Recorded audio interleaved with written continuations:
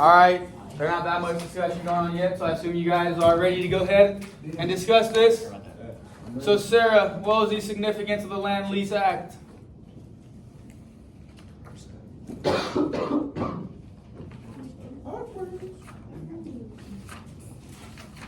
Remember what it was?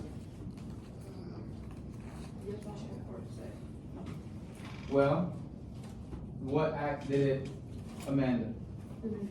The Neutrality Act. And the Neutrality Act said that we were not, or the president was not allowed to send over supplies or money to any foreign nation that was at war.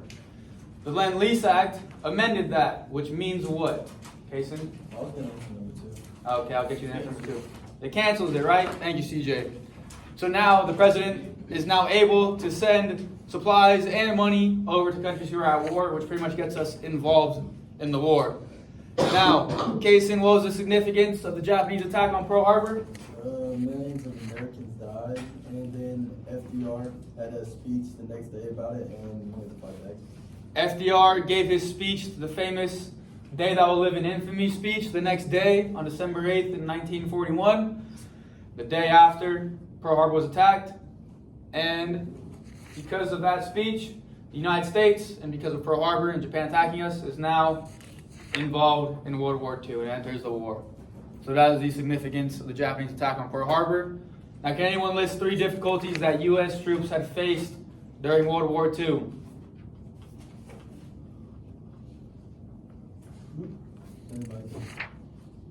So, if you're fighting in the Pacific, do you guys think that it would be hard to get supplies out to the troops with a big old ocean in the middle of you guys? Yeah, right? So 3 difficulties that they faced was hard for them to get supplies out to the troops in the Pacific because they didn't have, it would take just a long time to get the ships out there. And then also, they had to fight 2-front war, which means there's fighting going on in Europe and in the Pacific against Japan. So the troops are having to go both ways. And now Matthew, in the Pacific Theater, what was the significance of the Battle of Midway? You remember the Battle of Midway? No, I never like battle what the synonyms of it exactly. Well, who won? U.S. The U.S. won the Battle of Midway, correct. Good job. Bentley, you remember how many ships we were able to destroy? 4. Good job. We were able to destroy 4 of the naval battleships from the Japanese in 16 minutes. I thought it 16 minutes. was shorter than that.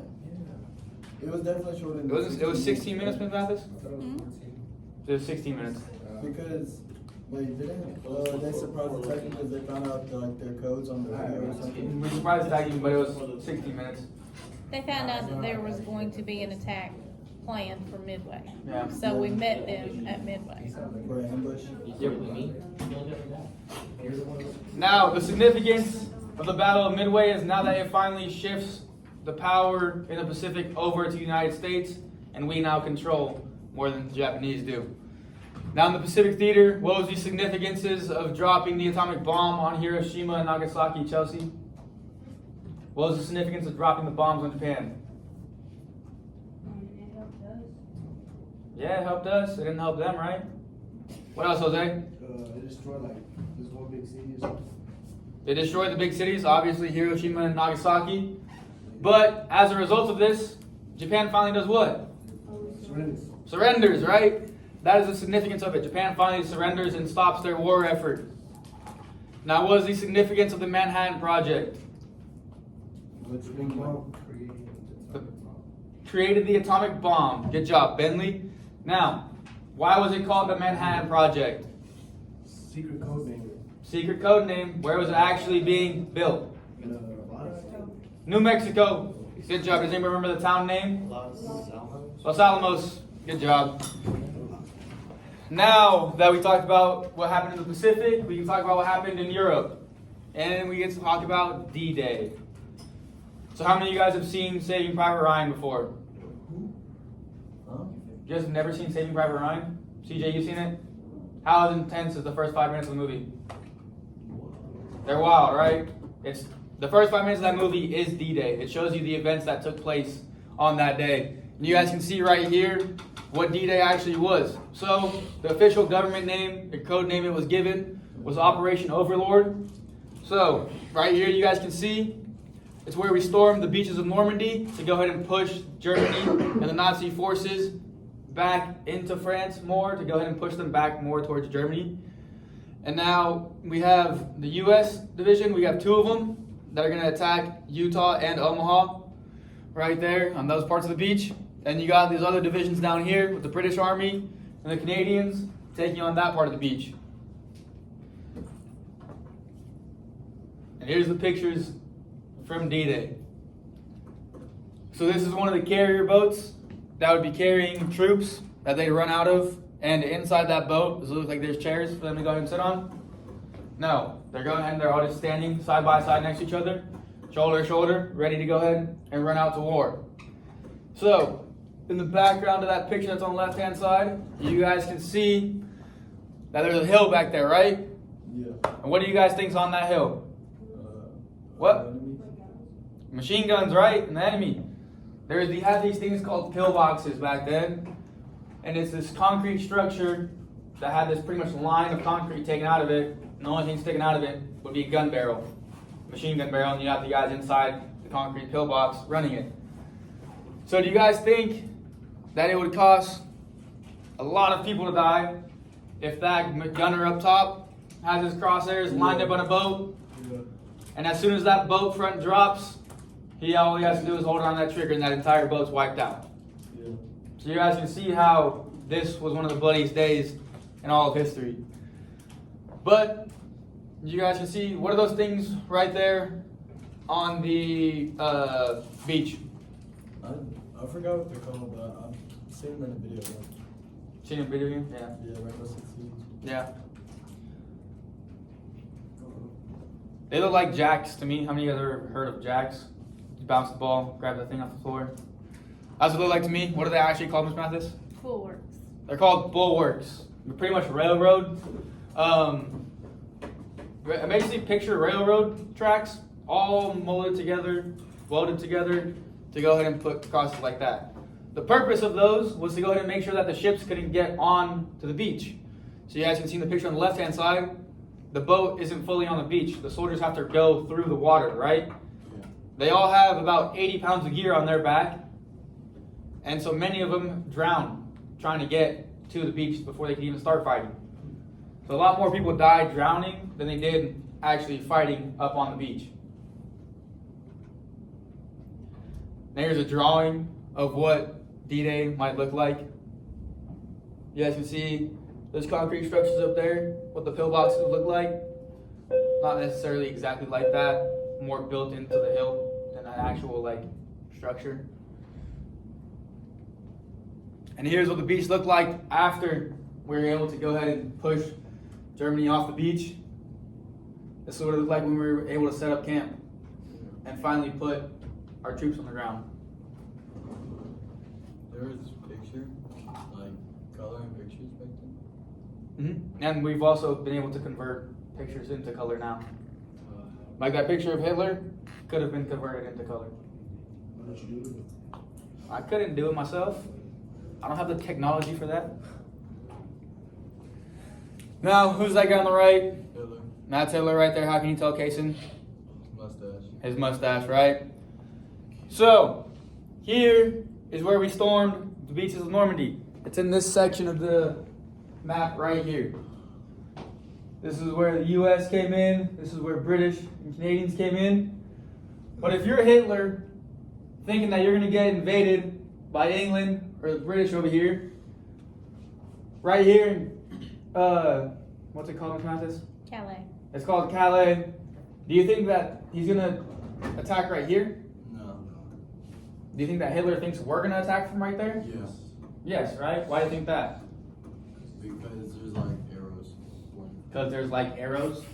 It's because they're the closest points on each other, right? It's the closest that Britain is to Germany. So with that being the closest point, it'd be the easiest place to be able to send troops over from Britain to get them there the fastest, right? Yeah. So the Americans and the British knew that. They knew that Hitler thought that that was where they were going to attack from. So them knowing that, they went ahead and set up a fake army there. They went ahead and asked Hollywood over in LA for fake tanks, fake army trucks, fake everything. To go ahead and fake out Hitler and the Nazi spy planes that flew over that area to make them think that we were gearing up for an invasion right there. With Hitler thinking that we were gearing up for an invasion right there, that would make him pull more of his forces to that area where we weren't going to attack. So with Hitler pulling his forces up more to that area, that now left the beaches of Normandy unoccupied and be easier for us to take over. That is why we went ahead and faked out Hitler so that we could go ahead and get D-Day, Operation Overlord, fully intact and going. Now, D-Day marks a major turning point in the European theater, just as the Battle of Midway marked a major turning point in the Pacific theater. So the code name for the first day was Operation Overlord, and this is where a mass Allied invasion of the Nazi-occupied France, and the Allies would meet heavy resistance in small areas, and the invasion went almost exactly according to plan. So the U.S. and Britain and everybody who was involved in this invasion knew the amount of soldiers that they were going to lose. They knew that they were going to lose lots of numbers doing this. What they knew is what needed to be done to go ahead and push Germany back out of France. So the U.S. and the Allies now gained geographic control of part of Europe so that they could resupply their forces and push east into Germany.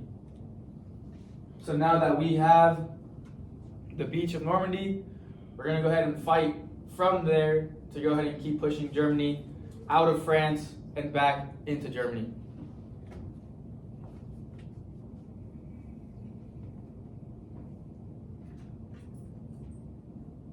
I'll let them finish, right? They're almost done.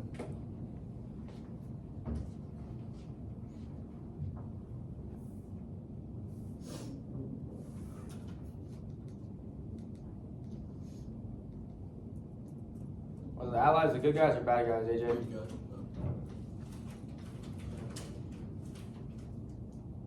Good guys or bad guys? There you go. Good guys. Axis powers, the bad guys. So, here's where we get to see U.S. go ahead and take Germany from where we came in on the beach of Normandy. But not only are we pushing them back into Germany, we're also backing them into a corner, because if you look back here at the map, Germany is right here, right?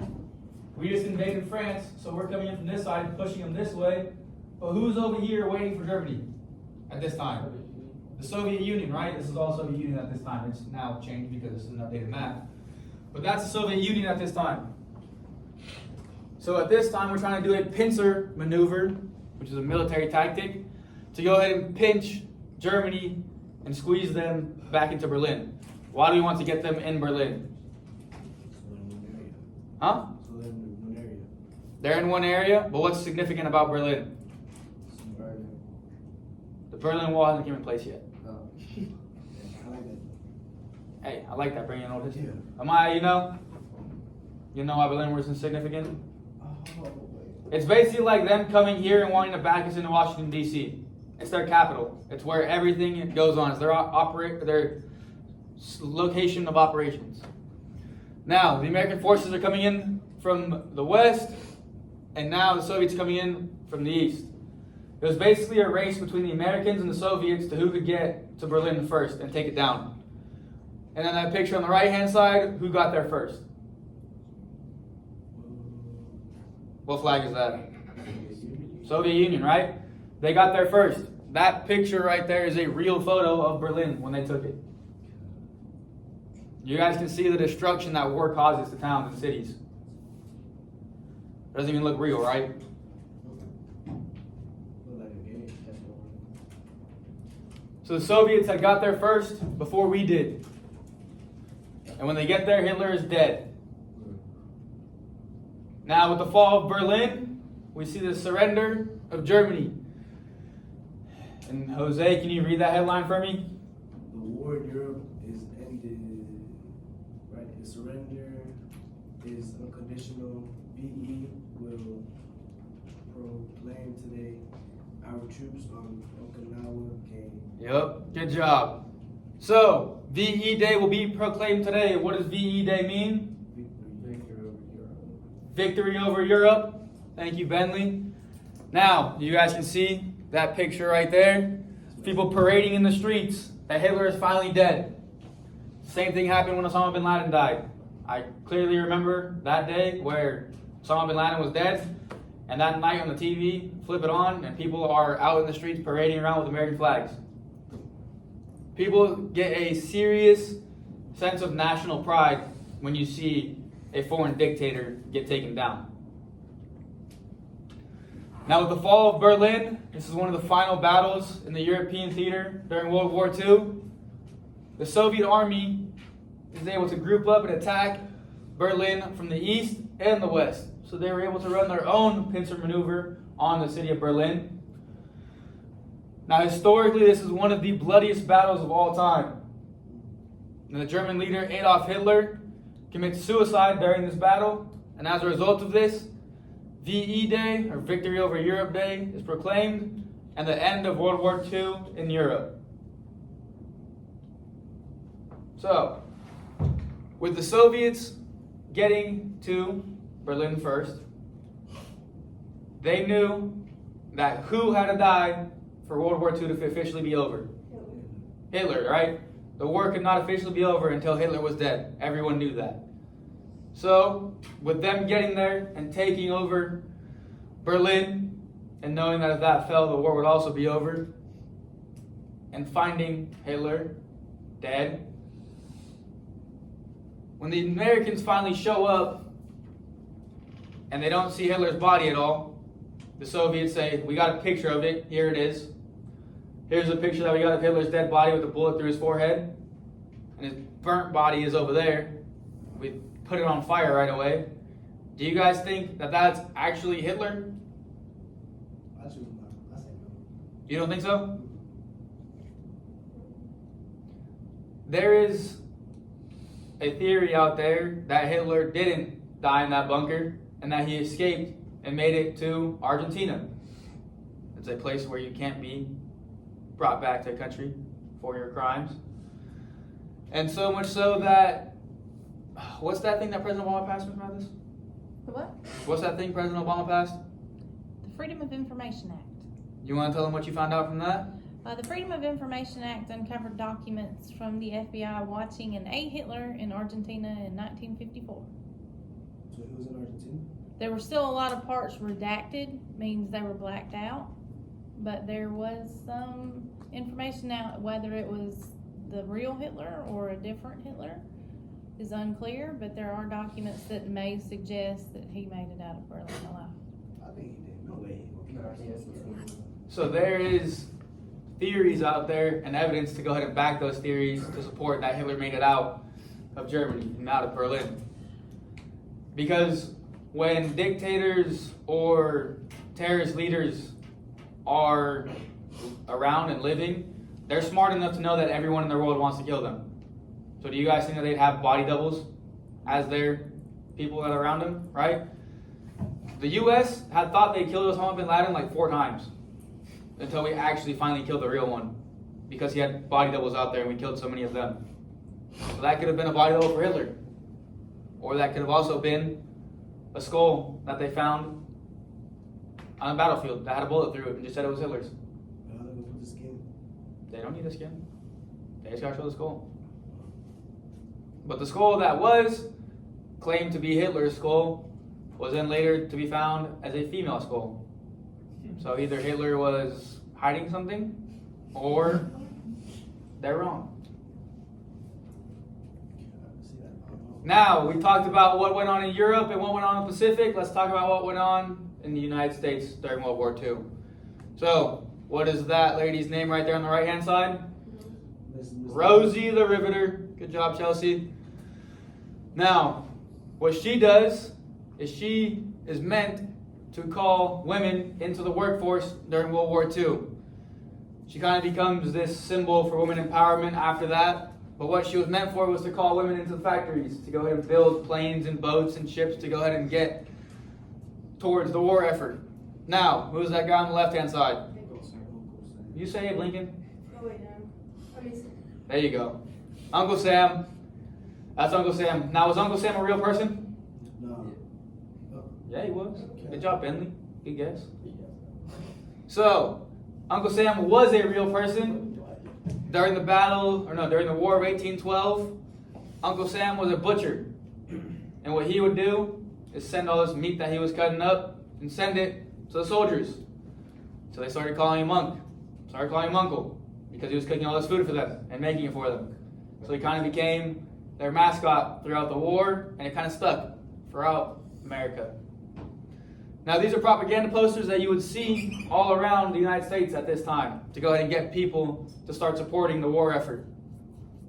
These are also more propaganda posters that you see at that time. This one says, "Plant a victory garden. Our food is fighting. A garden will make your rations go farther." So, Riley, at this time, why do you think we would be encouraging people to grow their own gardens and grow their own food? There's more for the soldiers. Wait, you were talking. Did you hear Matthew? More for the soldiers. There you go. That's the exact answer. So there's more to go ahead and send to the soldiers. Now, the hint that gives that away, it says a garden will make your rations go farther. What were rations at this time? Anybody know what rations are? Portions of food, right? Portioned out so that they would go ahead and last you. Now that one in the middle, it says, "When you ride alone, you ride with Hitler. Join a car sharing club today." We see this idea stick around till this day with inventions such as the carpool lane or the HOV lane as you're driving to Atlanta. And that's the lane that you can hop in if you have somebody else in the car with you to go ahead and fly past traffic. And then that one on the right-hand side gives you an example of how Americans were scraping together any resources that they could to go and support the war effort. The bottom right there says, "America needs your scrap rubber." And if you guys look at that picture on the bottom right, it's a picture of a heavy bomber. And it says that it requires 1,825 pounds of rubber to go ahead and get that plane built. So they're out here breaking down the numbers for the Americans to go ahead and show them what they truly need. Now, here's how the home front during World War II looked, broken down into 3 separate parts. You got the economy, the effects on women, and finally the effects on minorities. Now, in the economy, you got war bonds. Raise your hand if you know what a war bond is. Nobody? Okay. So, a war bond is when you go ahead and invest in the war. You go ahead and give your money to the military so they can go ahead and keep fighting. Now, at this time, there's also new taxes that come around on new things to go ahead and get more money from the people to go ahead and support the war effort. And also, we see things such as rationing, where people are going ahead and portioning out their food so that they go ahead and have more to last until the end of the war. Now, the effects on women is that finally during World War II, we see new ideas about women in the workplace. This is finally where we see, after World War II, the women don't go from working in the factories back into the home life. They go from working in the factories to continuing to work in the factories and to continue to get more jobs in the workforce. Now this gives them new gained skills and organizational experience, so they can go ahead and get better jobs after the war, and it goes ahead and opens new opportunities for them as well. Now the effects of minorities, we see Executive Order 8802. This is what stopped discrimination in the military. And also, we see that Japanese Americans were moved into internment camps. This is where all Americans were afraid of Japanese at this time because of the events that took place at Pearl Harbor. So we go ahead and put them in camps so we can keep an eye on all of them together. And finally, Mexican American farm workers finally are coming into the United States via the Barquero program. And this is where we see finally a steady flow of Mexicans coming into the United States. Now, after Pearl Harbor, the war at home begins. So, after the events that took place at Pearl Harbor and a terrorist attack on our nation, do you guys think that Americans were mad about this? Yes, right? America has a rule, and it's that if you hit us, what are we going to do to you? Hit you back 10 times harder, right? And that's exactly what we did to Japan. Now, not even throughout the draft, or not even having to draft anybody, 5 million men had volunteered to military service. And after that, we had the selective service system, which expanded the draft. How many of you guys know what the draft is? Isn't it when like call people on TV? Have you read about the numbers? Yeah, if your draft number gets read out. But a draft is for, well, you guys, none of you are 18 yet. So when you guys turn 18 or get your license, are you 18? You 18? Yeah, so you can get drafted, Bentley. So Bentley, when you're a registered voter, you are now eligible for the draft. So if we were to go to war again, or we needed more troops, you would be eligible for the draft. So after the draft, 10 million more American men had joined the ranks of the armed forces. Now, does anybody know what the Women Auxiliary Army Corps is? This was an organization that was formed to go ahead and give women non-combatant positions in the military. Now, what is a non-combatant position? Nurse. I don't fight. A nurse? What you say? Non-fighting, right? Yeah, they aren't fighting at all. So it'd be like an office job, somebody who would relay messages between one another. This is what women were able to do to help support the war in the military. They weren't actually out on the battleground fighting, but they were doing all the stuff behind the scenes. Now, women at home had volunteered to work in plants and factories to build tanks, planes, ships, guns, bullets, and boots. Anything that our troops needed to go ahead and win the war in Germany and in the Pacific. Everyone that was here back at home during the war did everything they possibly could to go ahead and support the war effort. And they were happy to do it. Now, wartime conversation leads people to carpool and to work a nationwide collection of resources. The resources that they were trying to collect were like things such as scrap iron, newspapers, and cooking grease. These things would all help the war, or the war effort. Now, the government rationing system was created, and each household would be given a C book.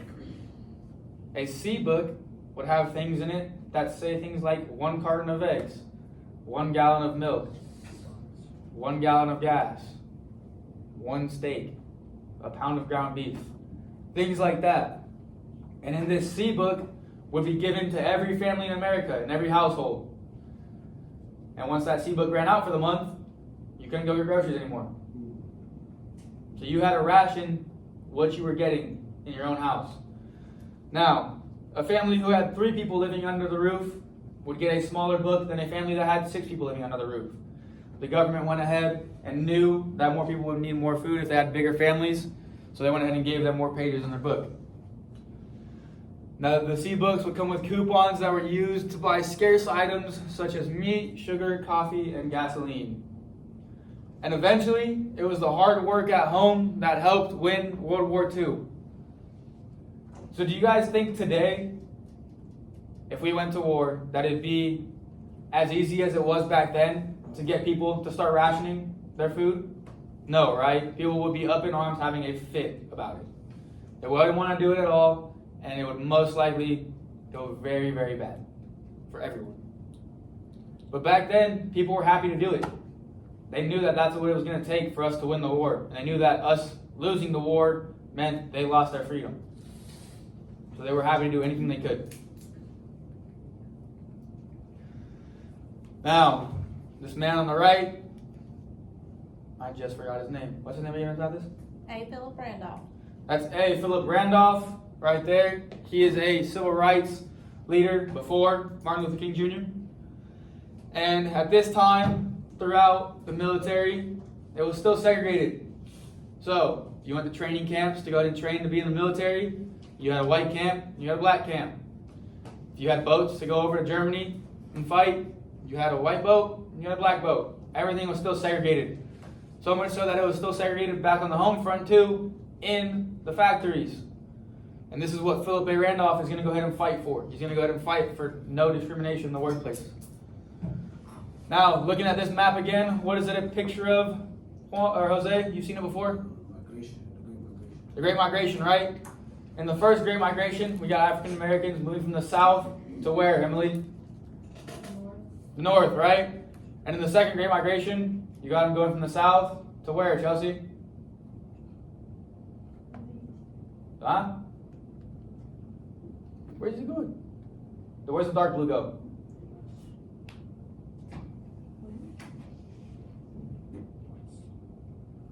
Oh, Where's it go? west. To west, right? Out to the west coast. They expand out over the Midwest and go over to California, places in Oregon and Arizona, and out there. Now that they'd already expanded up into the north, they had to go out west. So, in 1941, A. Philip Randolph was the founder of the Brotherhood of Sleeping Car Poachers, had proposed a march on Washington, D.C. to protest the discrimination that was happening in the military and in industry. And he called on African Americans from all over the United States to go ahead and join him in this march on Washington. President Roosevelt saw this motion slowly growing and growing and growing throughout the United States. And with him knowing that, how do you think the American people would have reacted to a protest on the March of Washington? They would have went crazy, right? White people would have been upset. That's what it says right there. President Roosevelt, afraid of the march, might cause unrest among whites. And he did not want civil unrest going on in his nation while we're fighting a battle in a different one. You don't want to be fighting a battle in your own home front when you're having to fight one in a different one. So because of this, President Roosevelt summoned Randolph to the White House to ask him to call off the march. Do you guys think he did? Well, when Randolph had refused to end the march, Roosevelt issued Executive Order 8802. And what Executive Order 8802 called for is that it called on employers and labor unions to cease discrimination and in the hiring practices in industries related to defense. So when I say industries related to defense, Jose, what am I talking about? Military. Military. Thank you, Matthew. So, as a result of this, and as a result of Roosevelt's actions in issuing Executive Order 8802, the march is canceled. The reason for that is because Philip A. Randolph got what he wanted. He got what he was fighting for. He ended discrimination in the military. Now, we talked about these two propaganda posters already before, broke them down and what they mean and everything behind them. So who are these two posters meant to make you hate? Japan, right? These came out after Pearl Harbor. And now, the Japanese Americans are facing discrimination. Time is up, Chelsea. We got like 5 seconds. Okay.